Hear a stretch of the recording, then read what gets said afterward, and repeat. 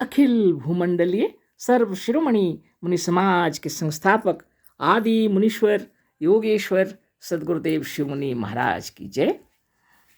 उपस्थित मुनि वृंद, साधु सज्जन वृंद, संत वृंद, साधक वृंद, आध्यात्म ज्ञान के जिज्ञासुओं और प्रेमियों, सभी श्रोता वृंद, आप सबको मेरा कोटिशः नमन, सप्रेम जय जीव।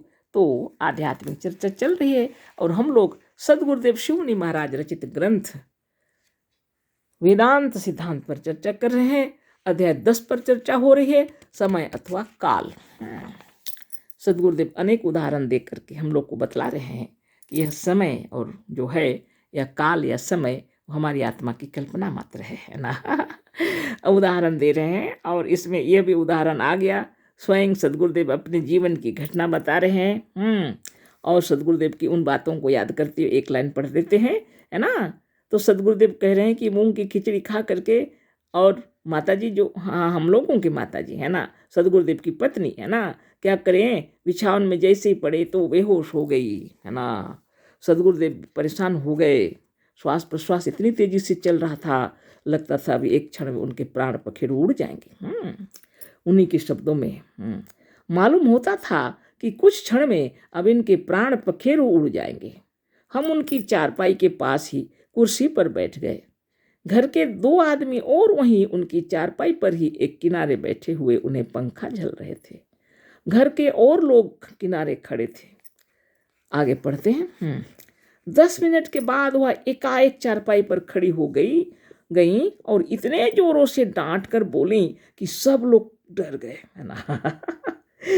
10 मिनट बीता था, बोल रहे हैं गुरुदेव, है ना, एकाएक चारपाई पर खड़ी हो गई और इतने जोरों से डांट कर बोली कि सब लोग डर गए। यह आवाज इतनी कड़ी थी कि एक बहुत बड़ा पहलवान भी इतने ऊंचे स्वर में नहीं बोल सकता। गुरुदेव लिखे है ना, यह आवाज इतनी कड़ी थी कि एक बहुत बड़ा पहलवान भी इतने उच्च स्वर में नहीं बोल सकता, लिखे हैं गुरुदेव, है ना। सब लोग चारपाई से उठकर एकाएक अलग हो गए। आवाज सुनकर लोग इतने डर गए कि चारपाई से उठ गए, सब खड़े हो गए, है ना।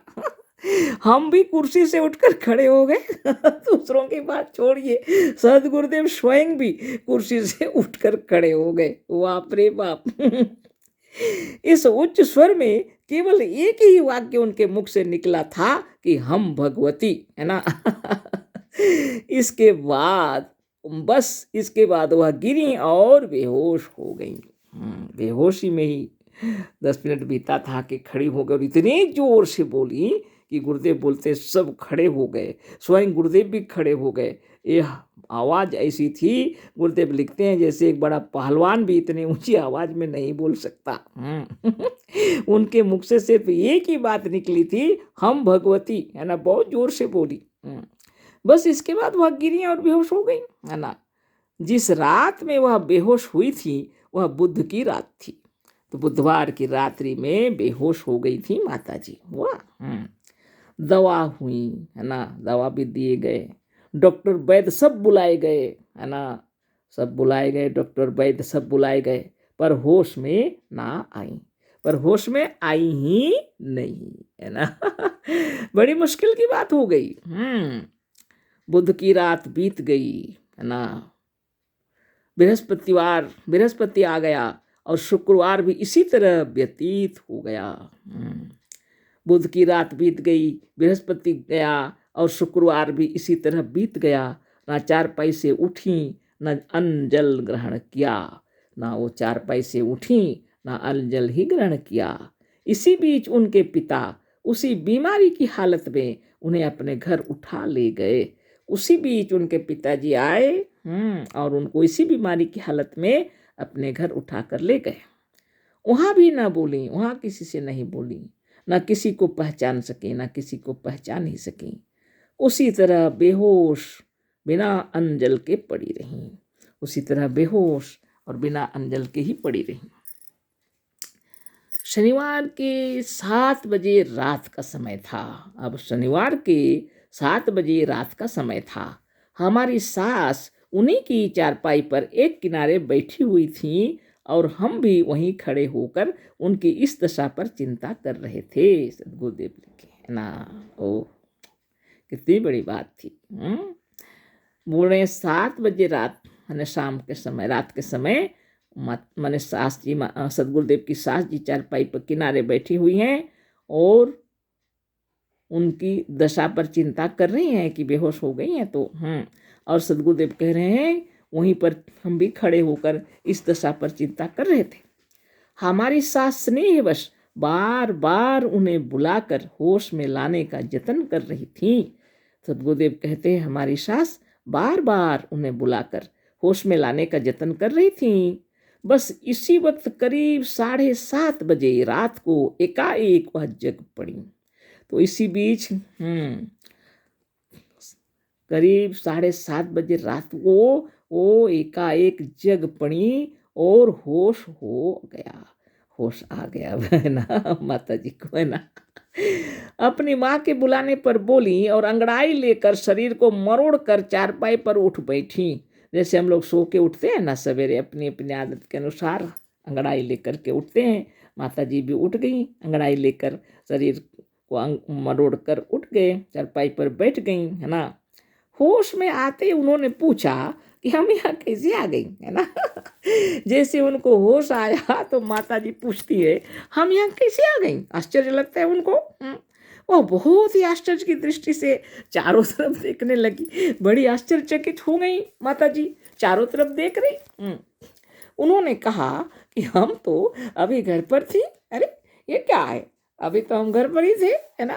अभी खिचड़ी खाकर सोई, अभी हम खिचड़ी खा के सोए, जरा सी आँख लग गई, जरा सी मेरी आँख लग गई, इतने में हम यहाँ कैसे चली आई। और जरा सी मेरी आँख लगी, इतने में हम यहाँ कैसे चले आए। उन्हें एक हल्की डकार भी आई। उन्हें एक हल्की डकार भी आया। उन्होंने कहा मैं अभी खाकर उठी हूँ। बड़ा आश्चर्य है, आँख लगते देर नहीं हुई यहाँ कैसे पहुँच गई, है ना। ताज्जुब हो रही है माता जी, सोच रही हैं अरे बोले क्या हो गया। अभी तो मैं खा करके उठी हूँ, है। उन्हें एक डकार भी आया, बोलते मैं खा कर अभी उठी हूँ, बड़ा आश्चर्य है, आँख लगते देर नहीं हुई, मैंने एक झपकी लिए जरा और हम यहाँ कैसे पहुँच गए। अरे सोच में पड़े। उनकी माँ ने बीमारी की तमाम किस्सा कह डाला। उनकी माँ ने उनको बतलाया, है ना, ये तकलीफ है, वो हुआ ये हुआ। कहा कि तुम्हें बीमार पड़े 3 दिन बीत गए, है ना, तुम्हें बीमार पड़े तो 3 दिन बीत गए। उन्होंने कहा नहीं, आज बुध की रात है, अब भी हमारा पेट भरा हुआ है ना, अभी हमने भोजन किया है, वही दिन है, वही रात है, वही वक्त है। अरे बाप रे। अभी हमने भोजन किया है बोल रहे, वही दिन है, वही बुध का ही दिन है, शनिवार नहीं, है ना। गजब बात है। 3 दिन कहाँ बीते। उनकी बहन ने कहा कि आज बुध नहीं शनिचर है ना, आज बुधवार नहीं है, आज शनिवार है, आज बुध नहीं शनिचर है। हमने भी कहा कि आज शनिचर है, अपनी भाषा में, है ना। सबने कहा पर उन्हें विश्वास नहीं होता था। सदगुरुदेव स्वयं उनको बतला रहे हैं कि आज शनिचर है। सबने कहा लेकिन उन्हें विश्वास ही नहीं होता था। वह सबकी बातें चकित होकर सुन रही थी, सबकी बातें चकित होकर सुन रही थी। उनको यही मालूम होता था कि अभी केवल क्षण भर व्यतीत हुआ है।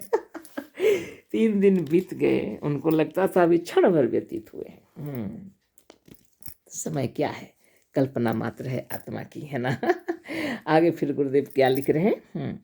यह एक घटना है, ऐसी कितनी ही घटनाएं बराबर घटती रहती हैं जिसे हमारे पाठकों में से कितनों ने देखा और सुना होगा। स्वप्न में बराबर ऐसा देखने में आता है, स्वप्न में तो बराबर देखने में आता है कि अमुक स्थान पर गए और वहाँ रहते हुए कई महीने बीत गए। स्वप्न में ऐसा होता है कि अमुक जगह पर गए, वहाँ रहते रहते कई महीने बीत गए। ख्याल आता है कि हमने अभी तक अमुक परिचित का दर्शन नहीं किया, तो वहीं पर ख्याल आता है कि हमने अभी तक जो हमारे परिचित व्यक्ति हैं उनको हमने पलाने को देखा नहीं है। उठ खड़े हुए, परिचित से मिलने के लिए चल पड़े, तो उठ खड़े हुए और उस परिचित व्यक्ति से मिलने के लिए चल पड़े, है ना। नींद टूट गई, अब नींद टूट गई। देखते हैं कि चारपाई पर पड़े हुए हैं, अब देखते नींद तो टूट गई, है ना। तो देखते हैं कि अरे अभी तो हम चारपाई पे पड़े हुए, घड़ी में अभी 11 से अधिक नहीं बजा। अच्छा बात है, विचित्र है ना, अभी तो रात्रि के 11 ही बजे हैं। केवल 1 घंटा स्वप्न में रहे होंगे, पर वहां स्वप्न में कई महीने बीत गए थे। सो विचित्र बात है, अभी तो रात्रि के 11 ही बजे हैं, वैसे तो स्वप्न में कम से 1 घंटा रहा होगा, लेकिन लगता है कई महीने बीत गए स्वप्न के अंदर। बात क्या है, इसी पर सोचना है। बात क्या है, इसी पर सोचना है, गुरुदेव कह रहे। बहुत बड़ी बात है। बातें यह है कि जागृत अवस्था और स्वप्न अवस्था में भेद है। बात यह है कि जागृत अवस्था और स्वप्न अवस्था में भेद है। जागृत अवस्था में हम जिन इंद्रियों को जिस रूप में काम लेते हैं, जागृत अवस्था में हम जिन इंद्रियों को जिस रूप में काम लेते हैं, उनकी इंद्रियों से स्वप्न में हम उसी रूप में काम नहीं लेते, है ना। जागृत की इंद्रियां अलग हैं और स्वप्न की इंद्रियां अलग हैं, है ना। आगे फिर चर्चा करेंगे, इस पे समय हो गया। अशेष धन्यवाद। सदगुरुदेव शिवमुनि महाराज की जय। सब प्रेम जय जी।